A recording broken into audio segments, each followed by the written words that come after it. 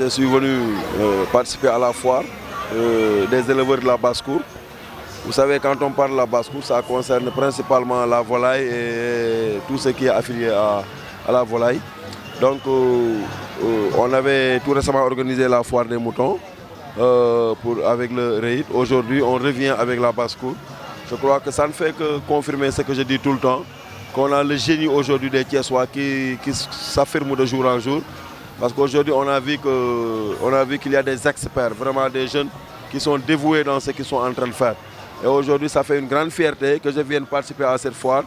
Et j'ai insisté à être là. Vous savez que j'ai un calendrier extrêmement chargé pour ce week-end.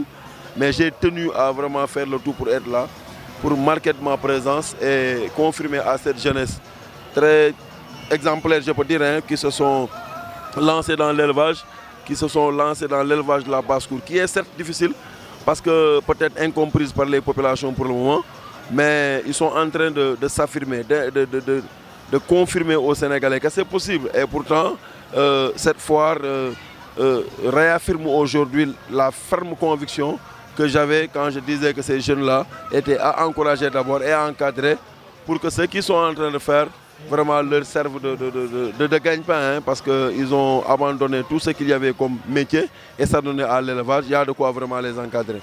Je suis Ahmed Saloum Ndao. C'est une fête où l'on montre à tout le monde le travail qu'on a fait. Nous en sommes à notre deuxième édition. La première, c'était l'an passé.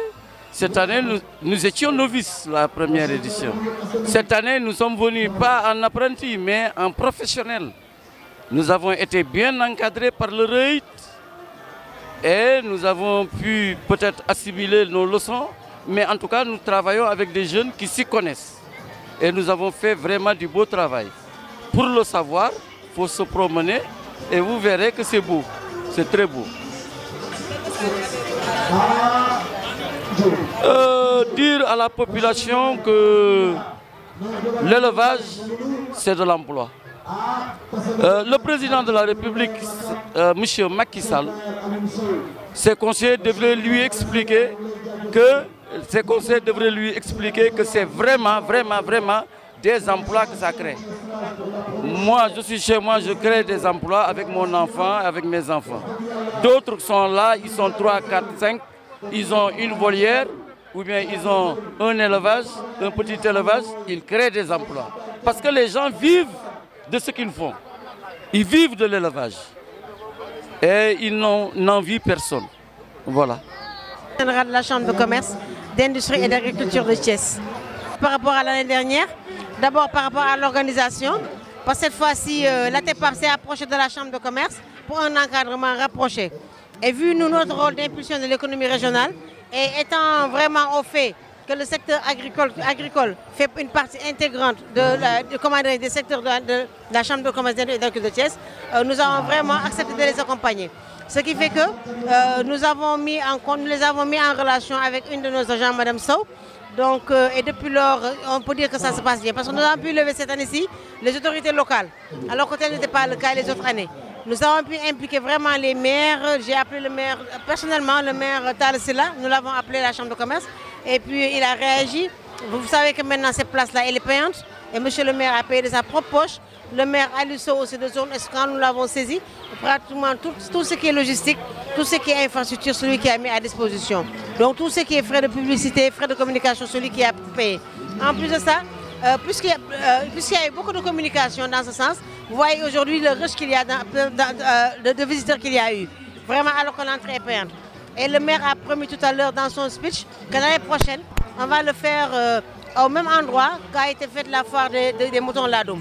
Cette fois-ci avec dans un plus large espace, avec beaucoup plus de jours.